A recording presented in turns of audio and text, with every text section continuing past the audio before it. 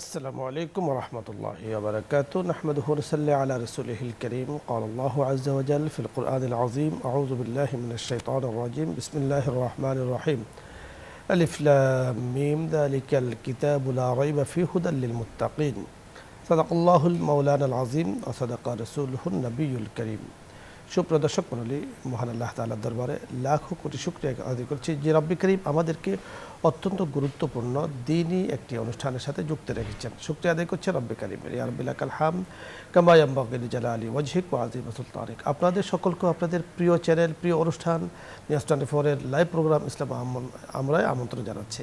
ইনশাআল্লাহ শেষ পর্যন্ত থাকবো। তৌফিক কামনা করছে বারগাহে তাআলার আল্লাহ রাব্বুল আলামিনের। আল্লাহ তাআলার হিদায়াত মুত্তাকিনদের জন্য পবিত্র কোরআনের অনেক জায়গাতে হেদায়েতের কথা এসেছে। হেদায়েত কাকে বলা হয়, হেদায়েতের পরিচয় কি, হেদায়েত প্রাপ্তদের ফলাফল কি, আজকে আমরা এই বিষয়ে কথা বলবো। কারণ মুহাম্মদুর রাসূলুল্লাহ সাল্লাল্লাহু আলাইহি সাল্লাম তথা হযরত আম্বিয়া কেরাম আলাইহিমুসসালামের সুমহান জামাত জগতের বুকে এসেছেন এবং মানুষদেরকে হেদায়েতের দিকে আহ্বান করেছেন, আল্লাহ পাকের তাওহীদের দিকে আহ্বান করেছেন। আল্লাহ তাআলা যাদেরকে হেদায়েত দিয়েছেন, মঞ্জুর করেছেন, তারা কিন্তু সত্যের দিশা পেয়েছেন, মূল জায়গায় পৌঁছতে পেরেছেন। আল্লাহ তাআলার কাছে আমরা হেদায়েত কামনা করি। সূরাতুল ফাতিহায় প্রতিদিন আমরা বলছি ইহদিনাস সিরাতাল মুস্তাকিম। আল্লাহ আপনি আমাদেরকে হিদায়াত দান করেন সরল পথের দিকে। এই বিষয়ে আজকে কথা বলবেন বিশিষ্ট ইসলামী চিন্তাবিদ, মিডিয়া আলোচক, বিশিষ্ট ওয়াইজ শেখ মোহাম্মদ আব্দুল বাতেন, খতিব, মিরপুর কেন্দ্রীয় জামে মসজিদ। সাথে আছি আমজাদ হোসেন হেলালি। আসসালামু আলাইকুম ওয়া রাহমাতুল্লাহি ওয়া আলাইকুম আসসালাম ওয়া রাহমাতুল্লাহ। মুফতি সাহেব কেমন আছেন? জি আলহামদুলিল্লাহ। আলহামদুলিল্লাহ, আল্লাহ তাআলা ভালো রেখেছেন। আজকে আপনার কাছে আমরা হিদায়াত নিয়ে আলোচনা শুনবো। রাসূল আকরাম সাল্লাল্লাহু আলাইহি সাল্লামের পুরো জীবনই ছিল আল্লাহ পাক যে জন্য পাঠিয়েছেন, তথা নবীদের সুমহান জামাতি আল্লাহ তাআলা মানে তাদেরকে ওনাদেরকে পাঠিয়েছেন বিভিন্ন বার্তা দিয়ে, বিশেষ সংবাদ দিয়ে, আর সেটা হলো হেদায়েতের পথে মানুষদেরকে আহ্বান করা। তো এই যে হেদায়েত, আল্লাহু ইয়াদউ ইলা দারিস সালাম, আল্লাহ পাক মানুষদেরকে দারিস সালামের দিকে আহ্বান করেন আম্বিয়া কেরাম আলাইহিমুসসালামের মাধ্যমে। এই যে কোরআনের বিভিন্ন জায়গাতেই হেদায়েতের কথা বলা হয়েছে যে হুদাল্লিল মুত্তাকিন উলাইকা আলা হুদাম মির রাব্বিহিম, তারাই তাদের রবের হেদায়েতের উপর আছে। আসলে হেদায়েত বলতে কি বোঝানো হয়েছে, বা যারা হেদায়েত প্রাপ্ত হয়েছেন তার ফলাফল কি পেয়েছেন? আলহামদুলিল্লাহ, অত্যন্ত চমৎকার একটি বিষয় আজকে আমাদের প্রিয় চ্যানেল নিউজ 24 এর মধ্যে নির্ধারণ করা হয়েছে। যেমনটা শেখ বলেছেন যে আল্লাহু ইয়াদউ ইলা দারিস সালাম ওয়া ইয়াহদি মান ইয়াশাউ ইলা সিরাতিল মুস্তাকিম। বহু আয়াত কোরআনে কারীমে হেদায়েত সম্পর্কে বিস্তারিত আলোচনা করা হয়েছে। তো আজকে আমাদের যে বিষয়টা, এখানে বিষয়বস্তুটা যে হেদায়েত কাকে বলে এবং হেদায়েত প্রাপ্ত যারা তাদের পরিচয় কি এবং তার ফলাফল কি, অত্যন্ত চমৎকার এই বিষয়টি। কারণ হেদায়েত শব্দটা হলো একটা আরবি শব্দ, তার আমরা দুইটা অর্থ ওলামায়ে কেরাম সবাই জানেন। একটা হলো ইরাতুত তারিক, একটা হলো ইসাল ইলাল মাতলুব। অর্থাৎ হেদায়েতের একটা অর্থ হলো যে রাস্তা দেখিয়ে দেওয়া, যে এই রাস্তায় যদি তুমি চলো তাহলে তুমি তোমার গন্তব্যে পৌঁছে যেতে পারবা, এই রাস্তায় চললে তোমার যে টার্গেট সেখানে তুমি পৌঁছতে পারবা।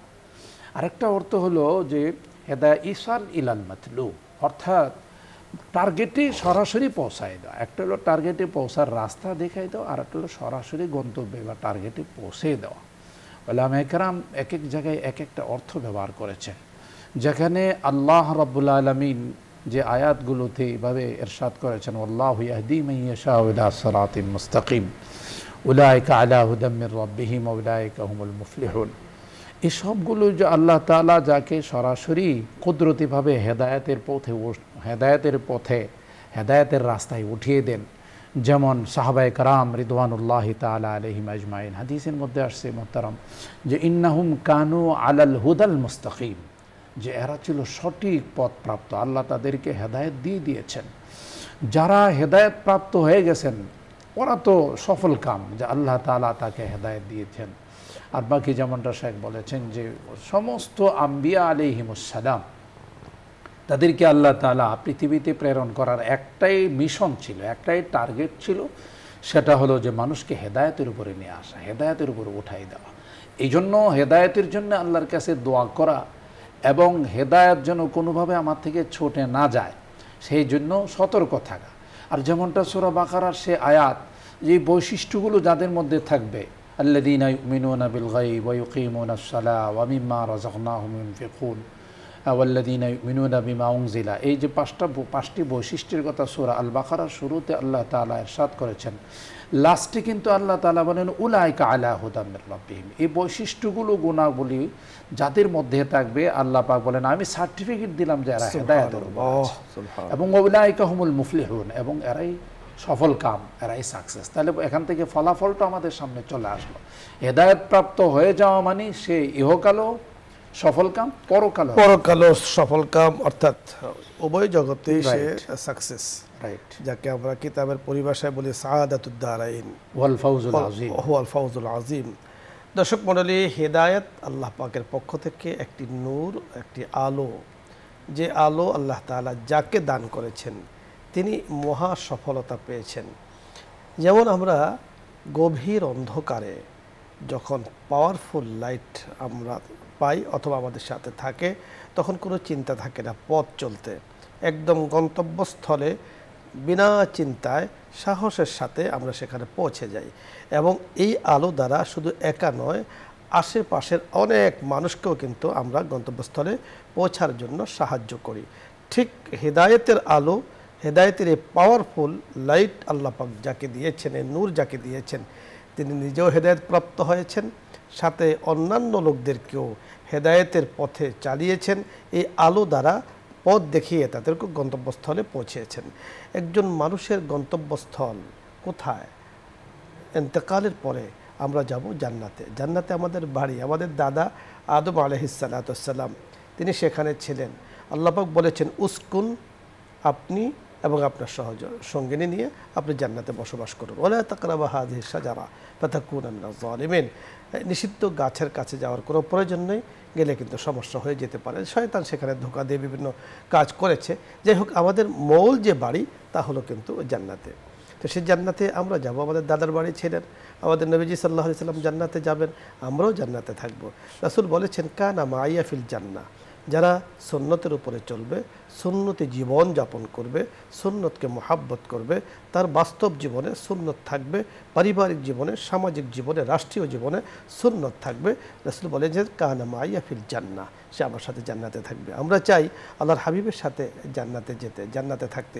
এ হলো হেদায়েতের ফলাফল। হেদায়েতের ফলাফল আরও বড়। জান্নাতে যাওয়ার পরে আরও কি প্রয়োজন আছে? তো সেখানেও জান্নাতীরা একটু আশা করবে দিদারে এলাহি, রব্বে করিমের একটু দেখা, একটু সাক্ষাৎ প্রয়োজন। জান্নাতে আসলাম, যিনি দিলেন ওনাকে একটু দেখতে চাই। তো আল্লাহ তাআলা শৌকে জান্নাত, জান্নাতের একটা বাড়ি আছে, সেই বাড়িতে আপনাকে আমাকে নিয়ে যাবেন। সেখানে আল্লাহ তাআলা তার দিদার দেবেন, সাক্ষাৎ দেবেন, এবং সেখান থেকে ঘোষণা দিবেন রাদিতু আলাইকুম লা আসখুতু আবাদান, তোমাদের উপর আমি সন্তুষ্ট হয়ে গেলাম, আর কখনো রাগ হব না। সুবহানাল্লাহ। এবং খালিদিনা ফিহা, যেখানে আছো সেখানে স্থায়ীভাবে থাকবে, এখান থেকে কখনো তোমরা বের হবে না। সুবহানাল্লাহ। আল্লাহ পাকের দিদার পাওয়ার পরে জান্নাতীদের সেই মন মানসিকতা, শারীরিক দেহ গড়ন অন্যরকম হয়ে যাবে। আল্লাহ পাকের এত বড় নেয়ামত আল্লাহ পাক আমাদের জন্য ফয়সালা করুন। এই হলো হেদায়েতের ফলাফল। আল্লাহ তাআলা আমাদেরকে সেই ফলাফল দান করুন। দর্শক মণ্ডলী, এই আলোচ্য বিষয় নিয়ে যদি আপনাদের কোনো কিছু জানার থাকে, বোঝার থাকে, অথবা ইসলামের কোনো মাস্টার জানার প্রয়োজন হয়, আপনি প্রশ্ন করুন, আমরা চেষ্টা করব কথা বলার জন্য। প্রথমে জেনে আছেন আসসালামু আলাইকুম ওয়া রাহমাতুল্লাহ। দর্শক নাম বলে পরিচয় দিয়ে প্রশ্ন করুন। আসসালামু আলাইকুম।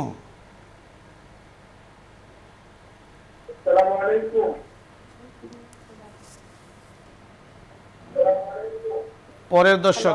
জি আসসালামু আলাইকুম, পরিচয় বলুন, প্রশ্ন করুন। টিভির ভলিউম কমিয়ে কথা বলি। হুজুর ভালো আছেন? আলহামদুলিল্লাহ, আল্লাহ তাআলা ভালো রেখেছেন।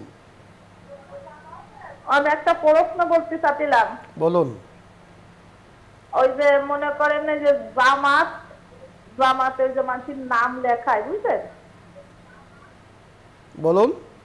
নাম লেখায়, তারপর ওই যে একটা কাগজ দেয়, ওই যে কিছু একটা আপনার করতে হয়, ওই যে রিপোর্ট বই বলে, ওইগুলো কি ঠিক? শরীয়তে কি বলে? বুঝতে পেরেছেন? জামাতের সম্ভবত আপনি শুনতে থাকুন, আমরা বিষয়টা নিয়ে কথা বলছি। সম্ভবত মাস্তুরাতের জামাত, সেখানে দৈনন্দিন আমল ঠিক রাখার জন্য হয়তোবা কোনো রুটিন তারা দিয়ে থাকেন, নিজামুল আওকাত দিয়ে থাকেন। তো উনি জানতে চাচ্ছেন এটা কি ঠিক? আসলে দুই দিকে যেতে পারে। একটা হলো আমাদের দাওয়াতে তাবলিগের যে মাস্তুরাতের জামাত এটা আছে, আবার আমাদের জামাতে ইসলামের ভাইরা তাদের কর্মী যারা তাদেরকে এরকমের একটা রুটিন দেওয়া থাকে যে দৈনন্দিন আমলের হিসাব দিতে হবে, আপনি কি নামাজ পড়ছেন। এটা আসলে বাহ্যিক দৃষ্টিতে তো অবশ্যই এটা ভালো জিনিস, যেহেতু আমলের চর্চা, ইমানের চর্চা, সেই হিসাবে ওখানে যদি সময় থাকে, সময় একটু দিতে পারলে ইমানের চর্চা হবে, আমলের মধ্যে বৃদ্ধি হবে, আমলের উন্নতি হবে। অবশ্যই এটা খারাপের কিছু নেই, খারাপের কোনো দিক নেই, তবে শর্ত যদি সেখানে পূরণ হয়, দাওয়াত তাবলিগের হোক আর যেভাবেই হোক, শর্ত হলো আমাদের মা বোনদের পর্দার যে বিধান, সেই বিধানটা সকলের জন্য, মা বোন বলুন পুরুষ বলুন, সেখানে কিন্তু 100% বজায় রাখতে হবে। মাস্তুরাতের জামাত, মহিলাদের জামাতে সেখানে নিয়ম নীতি কিন্তু দেওয়া আছে, মাহরামের সাথে তারা সেই জামাতে যাবে, মাহরাম থাকবে। পর্দাকে লঙ্ঘন করে শরীয়তের কাজ করলে সেটা কিন্তু বড় পর্দা, ফরজ আমাকে পালন করা, সেটাকে লঙ্ঘন করে দাওয়াতের কাজ নিঃসন্দেহে ভালো কাজ, তবে আগেই যে পর্দাটা সেটা কিন্তু ঠিক রাখতে হবে। প্রত্যেকটা মুসলিম নরনারীর উপরে পর্দা কিন্তু ফরজ। নামাজ যেমন ফরজ, রোজা যেমন ফরজ, যাকাত যেমন ফরজ, ঠিক পর্দাটাও তেমন ফরজ। শরীয়তের কোনোভাবেই পর্দা লঙ্ঘন করা যাবে না। এখন আপনি দাওয়াত দিতে গিয়েছেন, নিজের মধ্যে পর্দা নেই, তা আপনি আরেকজনকে পর্দার কথা কিভাবে বলবেন? এবং যে আমলের কথা, রুটিনের কথা আছে, এগুলো তো মুস্তাহাব আমল, আগে তো ফরজটা পালন করতে হবে। নিঃসন্দেহে ভালো কাজ, তবে শরীয়তের নিয়ম নীতি সব কিছু বজায় রাখতে হবে। পরের দর্শক, আসসালামু আলাইকুম ওয়া রাহমাতুল্লাহ। আসসালামু আলাইকুম। ওয়ালাইকুম আসসালাম। আচ্ছা, আমার বলছে কি, আমার মসজিদের ইমাম সাহেব জি বলছে যে জানাজার বেদাত, জানাজা বেদাত। জি। আর একটা প্রশ্ন হচ্ছে যে হুজুর সাল্লাল্লাহু আলাইহি ওয়াসাল্লাম 12 রবিউল আউয়াল জন্মগ্রহণ করেছে, এর নাকি কোনো দলিল নাই। ধন্যবাদ আপনাকে ভাই, বন্ধু, আপনি আমাদের খুব সুন্দর চমৎকার বিষয় জানতে চেয়েছেন। প্রথমত বিষয় হলো, ইমাম সাহেব যদি বিষয়টি বলে থাকেন, আমার যতটুকু মনে হচ্ছে শেখ, ইমাম সাহেব হয়তো বলেছেন একটি, আপনি বুঝতে পেরেছেন আরেকটি, এমনটাই হবে, এমনটা হওয়ার সম্ভাবনা খুব তীব্র। জানাজার নামাজ বেদাত নয়, জানাজা কেন্দ্রিক কিছু বেদাত হয়, জানাজাকে কেন্দ্র করে কিছু বেদাত হয়। হতে পারে ইমাম সাহেব সে কিছুগুলো বলেছেন, ওই দিকগুলোই হয়তো আলোচনা। জানাজা তো ফরজে কিফায়া, জানাজা ফরজে কিফায়া, এটা পড়তেই হবে। জানাজাকে বেদাত বলার কোনো সুরত নেই। এটা কিন্তু জানাজা, এটা শরীয়তের মূলনীতির মধ্যে আছে। মানুষ যখন মারা যাবে, হক্কুল মুসলিম আলাল মুসলিম, এক মুসলমানের উপরে আরেক মুসলমানের একটা হক হলো যথাযথ তার জানাজা পড়া ব্যবস্থা করা। কিন্তু জানাজাকে কেন্দ্র করে কিছু কিছু বেদাতের কাজ অনেক জায়গাতে হয়ে থাকে, হয়তো ওটা তিনি বলেছেন। আরেকটি বলেছেন রবিউল আউয়াল, 12ই রবিউল আউয়াল, এটা কোথাও সহিহ হাদিসে নেই। 12ই রবিউল আউয়াল তো সব জায়গায় আছে। স্যার কি বলেন? অবশ্যই কোন মাস রবিউল আউয়াল মাস গিয়েছে আর সেখানে 12ই রবিউল আউয়াল নেই, সেটা তো আসলে হতে পারে না, থাকবেই। কিন্তু প্রশ্ন যেখানে, সেখানে হলো 12ই রবিউল আউয়াল রাসূল আকরাম সাল্লাল্লাহু আলাইহি ওয়াসাল্লাম জন্ম নিয়েছেন কিনা, এই তারিখ নিয়ে হয়তো অনেক কিছু কথা বলেছেন, এই দিনকে কেন্দ্র করে অনেক কিছু হয়ে থাকে, সেটা কি হয়তো বলেছেন। এই তারিখ নিয়ে রাসূল আকরাম সাল্লাল্লাহু আলাইহি ওয়াসাল্লামের মৃত্যু তারিখ নিয়ে কোনো ইখতিলাফ নেই। আকসার ও বেশতার অধিকাংশ ওলামায়ে কেরাম বলেছেন যে 12ই রবিউল আউয়াল রাসূল আকরাম সাল্লাল্লাহু আলাইহি ওয়াসাল্লাম দুনিয়ার বুকে, মানে দুনিয়া থেকে বিদায় গ্রহণ করেছেন। বাট জন্ম তারিখ নিয়ে, কারণ জন্ম তারিখের সময় তখন কিন্তু এত ইয়াও ছিল না, ইতিহাস রক্ষা করার মতো, তখন হয়তো বা এই তারিখ নিয়ে কিন্তু যথেষ্ট।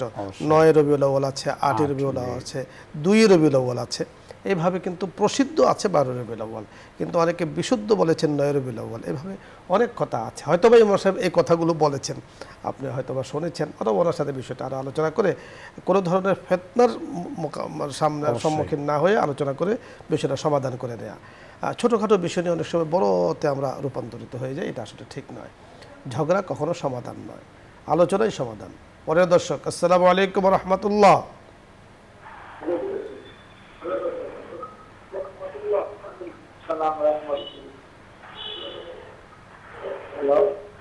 প্রশ্ন করুন।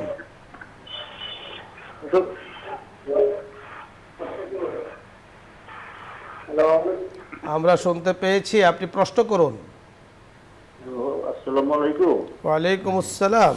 হুজুর, আমি সরম্বর সুনামগঞ্জ থেকে ইমাম বলছিলাম। জি জি আনোয়ার সাহেব প্রশ্ন করুন। হুজুর, আমরা যখন জামাতে নামাজ পড়ি, নামাজের অংশ বিশেষ পেলে পরে হুজুর একদিকে সালাম ফিরাইলে কেউ বা দুই দিকে সালাম ফিরাইলে পরে আমরা দাঁড়াইয়া বাদ বাকি নামাজ আদায় করি সালাম। হ্যাঁ, প্রশ্ন হলো রাসূল সাল্লাল্লাহু আলাইহি ওয়াসাল্লামের সুন্নাহ পদ্ধতিটা কোনটা?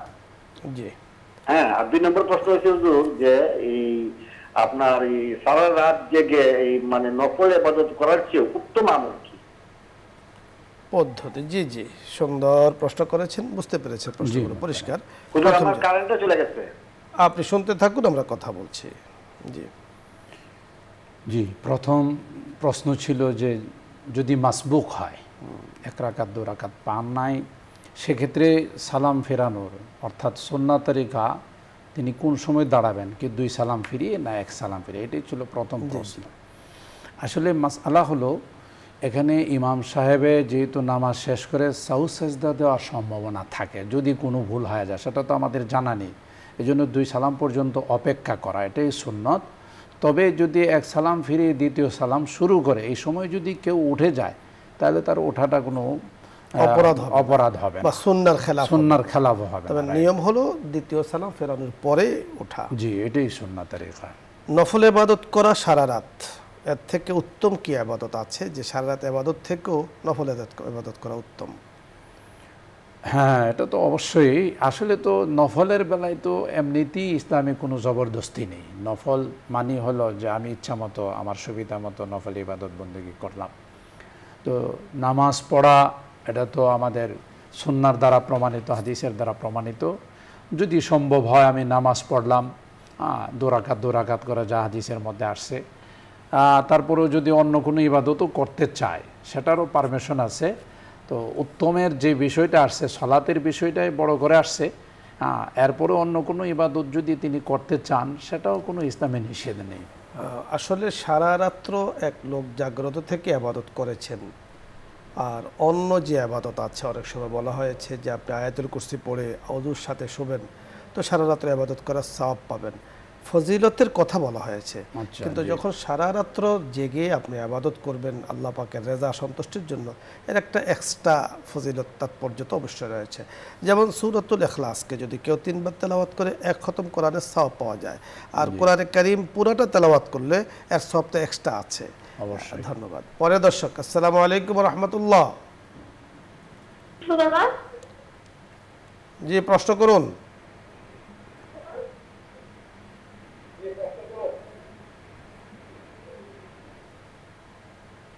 পরের দর্শক, আসসালামু আলাইকুম ওয়া রাহমাতুল্লাহ। ওয়ালাইকুম আসসালাম ওয়া রাহমাতুল্লাহ। জি জি প্রশ্ন করুন। হুজুর, আমার প্রশ্ন হলো এই যে আমরা সমাজে আপনার ওই মা বাপ ধর্ম মা বাপ বাইবেল বানায়, ধর্ম মা বাপ বাইবেল বানায়। জি জি জি ইসলাম কি বলে? এক দ্বিতীয় হলো আপনার ওই তালাকপ্রাপ্ত স্ত্রীকে ওই স্বামী সাহায্য করতে পারবে কিনা এবং মোবাইলে খবর নেওয়া যাবে কিনা? জি, বুঝতে পেরেছেন। ধর্মীয় মা বাবার কোনো অস্তিত্ব ইসলামে আছে কিনা? না, ইসলামে ওই জাতীয় আমাদের যে কুসংস্কারগুলো আছে, ধর্মীয় মা বাবা, বিবাহ শাদীর মধ্যে যে ওকিল বাবা, যার কারণে অনেকগুলো গুনাহের সম্মুখীন হওয়া লাগে। এটাকে অনেকে আপন মা বাবা বা আপন ভাই বোনের মতো মনে করে, বেপরদার বিভিন্ন কালচার হয়, আরও অনেকগুলো সমস্যা। ইসলাম যা বলেছেন একজন আরেকজনকে মহব্বত করতে পারে, ভালোবাসতে পারে, ফিল্লা আল হুব্বু ফিল্লা ওয়াল বুগযু ফিল্লা, কিন্তু ধর্মীয় বাবা মা, ধর্মীয় ভাই বোন বানিয়ে তাদের সাথে অবাধে শরীয়তের পর্দা বিধান অথবা শরীয়তের নিয়মকানুনকে উঠিয়ে দেয়া, এটা এর কোনোভাবে অ্যাকসেপ্ট না। কারণ রাসূল আকরাম সাল্লাল্লাহু আলাইহি ওয়াসাল্লামের পুত্র ছিলেন, একদম পুত্রের মতোই জানতেন হযরত যায়েদ বিন হারেসা রাদিয়াল্লাহু তাআলা আনহুকে। রাসূল আকরাম সাল্লাল্লাহু আলাইহি ওয়াসাল্লাম এমন আদর করতেন যে ওনার আব্বা আম্মা এসেছেন, উনি যান নেই। তারপরও পালক পুত্র কখনো আপন পুত্রের সমান নয়, আল্লাহ তাআলা নিজে কিন্তু সেটাকে ভেঙে দিয়েছেন। ঠিক ধর্মীয় মা বাবা বানানো, ওকিল বাবা বানানোর অস্তিত্ব শরীয়তে নেই। আরেকটি প্রশ্ন আপনি করেছেন যে তালাকপ্রাপ্তা স্ত্রীকে স্বামী দান করতে পারবে কিনা, টাকা পয়সা দিতে পারবে কিনা? অবশ্যই। দান তো এমন জিনিস যে কাউকে দেওয়া যায়, তার সহযোগিতা। তালাকপ্রাপ্তা হোক, একসময় হয়তো ভুল বোঝাবুঝির কারণে হয়ে গেছে, এখন যদি সে অসহায় হয়, সাহায্যের প্রয়োজন হয় তাকে অবশ্যই সে সাহায্য করতে পারবে। তবে এখানে অবশ্যই এই বিষয়টা তাকে খেয়াল রাখতে হবে যেন এই সাহায্যের সুবাদে অন্য কোনো স্রোত অবলম্বন করা যাবে না। আপনি চমৎকার বলেছেন যে দান করার স্রোতে আবার স্বামী স্ত্রী মনে করা অথবা দেখা সাক্ষাৎ করা, এটা কিন্তু কোনো স্রোত নেই। কারণ যখনই তালাক হয়ে গিয়েছে তখন আজনবিয়া হয়ে গিয়েছে একে অপরে, অপরিচিত পুরুষ মহিলার মতো তাদের হয়ে গিয়েছে।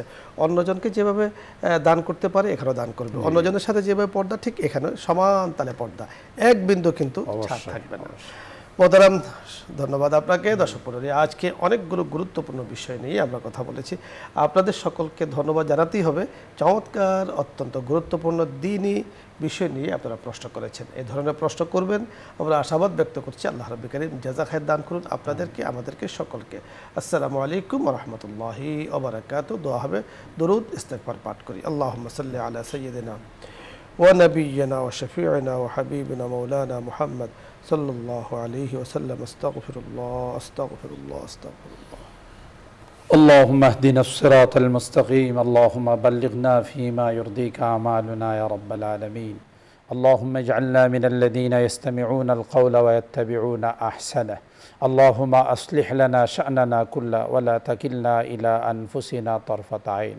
رب كريم الله পবিত্র রবিউল আউয়াল মাসের আজকের এই সময়ে আমাদের প্রিয় চ্যানেল নিউজ 24-এর ইসলাম ও আমরা এই অনুষ্ঠানের মধ্যে আল্লাহ দ্বীনি বিষয়ে অনেক গুরুত্বপূর্ণ আলোচনার পর, প্রশ্ন উত্তরের পর আল্লাহ সকলকে দেশ বিদেশে যারা আমাদের সঙ্গে হাত উঠাইছেন সকলকে নিয়ে তোমার শাহী দরবারে হাত উঠাইলাম।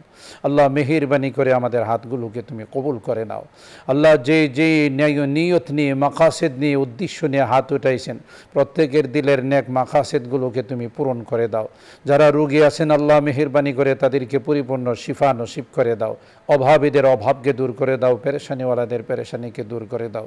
খাস করে আল্লাহ যাদের উদ্যোগে আজকের এই সুন্দর আয়োজন, যাদের অর্থায়নে, যাদের বিভিন্ন সহযোগিতা আমরা এই সুন্দর আয়োজনে একত্রিত হতে পেরেছি, আল্লাহ মেহেরবানি করে তাদের হায়াতে, আমলে, রিজিকে বরকত নসিব করে দাও।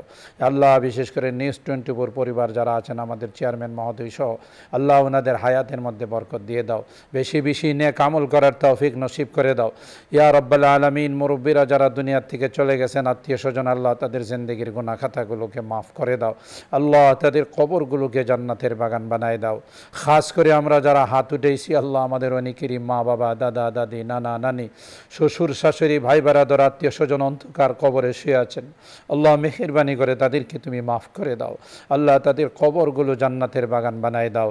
আল্লাহ এই পবিত্র রবিউল আউয়াল মাসে আল্লাহ আমাদের পক্ষ থেকে হাজারো লাখো কোটি সালাম, দরুদ ও সালাম তোমার নবীর রওজায়ে আথারের মধ্যে তুমি পৌঁছায় দাও। আল্লাহ কিয়ামতের কঠিন ময়দানে তোমার হাবিবে কিবরিয়ার শাফাআত আমাদেরকে নসিব করে দিও। আল্লাহ তার সুন্নতকে আমাদের জীবনে বাস্তবায়ন করার আর আমাদের প্রতিটি ক্ষেত্রে তাকে বাস্তবায়ন করার তৌফিক নসিব করে দাও ইয়া আরহামার রাহিমিন। আল্লাহ আমাদেরকে যখন তুমি ডাক দিবে মালাকুল মৌতের হাতে সুপুর্দ করে দিবে, ইমানদার বানায়া দুনিয়া থেকে নিও। আল্লাহ আমাদেরকে তাওবা নসিব করে দুনিয়া থেকে নিও। আমাদের এই প্রিয় মাতৃভূমি বাংলাদেশকে আল্লাহ তুমি শান্তির ফাইসালা করে দাও, সমস্ত অশান্তির দুয়ারগুলোকে তুমি বন্ধ করে দাও। সুবহানা রাব্বিকা রাব্বিল ইজ্জাতি আম্মা ইয়াসিফুন ওয়া সালামুন আলাল মুরসালিন ওয়ালহামদুলিল্লাহি রাব্বিল আলামিন।